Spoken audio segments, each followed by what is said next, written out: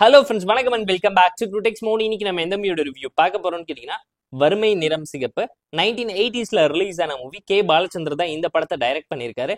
இந்த படத்துல கமலஹாசன், ஸ்ரீதேவின்னு ஏகப்பட்ட பேர் நடிச்சிருக்காங்க. சிம்பிளான ஒன்லைன் ஸ்டோரி. என்னன்னு கேட்டீங்கன்னா, நம்ம கதையோட ஹீரோ வேலை கிடைக்காம கஷ்டப்பட்டு இருக்க நேரத்துல வீட்டுல சண்டை போட்டுட்டு டெல்லிக்கு அவரோட சர்டிபிகேட்ஸை தூக்கிட்டு போறாரு. எம்ஏ முடிச்ச கதையோட ஹீரோக்கு வேலை கிடைக்கிறது மட்டும் இல்லாம அவர் கூட ரூம் ஷேர் பண்ணிக்கிட்டு இருக்கக்கூடிய அவரோட 2 ஃப்ரெண்ட்ஸ்க்கும் அதே பிரச்சனை.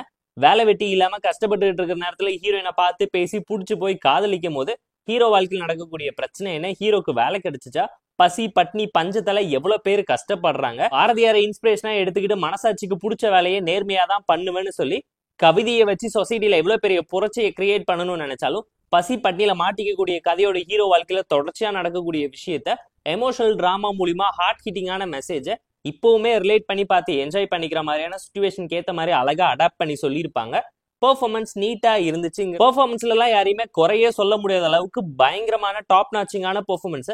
எமோஷனலா அந்த கேரக்டரோட ஃபீல் பண்ணி வாழ்ந்து காட்டியிருப்பாங்க. ஸ்ரீதேவி வீட்டுல சாப்பிட வர சீன் எல்லாமே அல்டிமேட்டா இருக்கும். அதை தாண்டி ரிலேட்டபிளான ஸ்டோரி லைனை எவர் கிரீன் ஃபார்மேட்ல பிரசென்ட் பண்ணதான் பெர்ஃபெக்டா இப்பவுமே பார்த்து என்ஜாய் பண்ண முடியுதுங்கிறத நீங்களே ஃபீல் பண்ணுவீங்க.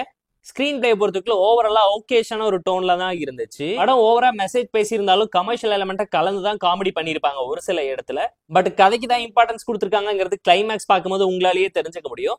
லோக்கி சொன்ன திலீப்காக இந்த படத்தை எத்தனை பேர் திரும்ப யூடியூப்ல ரீவிசிட் பண்ணீங்கிறத மறக்காம கமெண்ட்ல சொல்லுங்க. திலீப் தேடி போன ஃப்ரெண்டுக்கு என்னாச்சுங்கிறத இந்த படத்தோட கிளைமேக்ஸ் பார்த்து நீங்க தெரிஞ்சுக்கோங்க.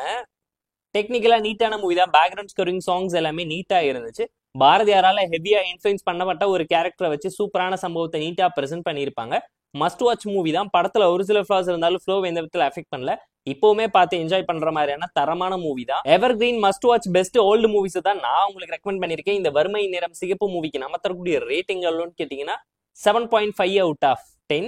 இந்த வீடியோ உங்களுக்கு பிடிச்சிருந்தா லைக் பண்ணி, கமெண்ட் பண்ணி, ஷேர் பண்ணி, சப்ஸ்கிரைப் பண்ணி சப்போர்ட் பண்ணி. இந்த வீடியோ பிடிக்கலாம் மறக்காம டிஸ்லைக் அடிச்சு கமெண்ட் பண்ணி நம்ம டெலிகிராம் லிங்க் டிஸ்கிரிப்ஷன்ல இருக்கு. ஜாயின் பண்ணிக்கோங்க. டெய்லி அப்டேட்ஸ் உங்களுக்கு வந்துடும். Tata bye, see you and love you all.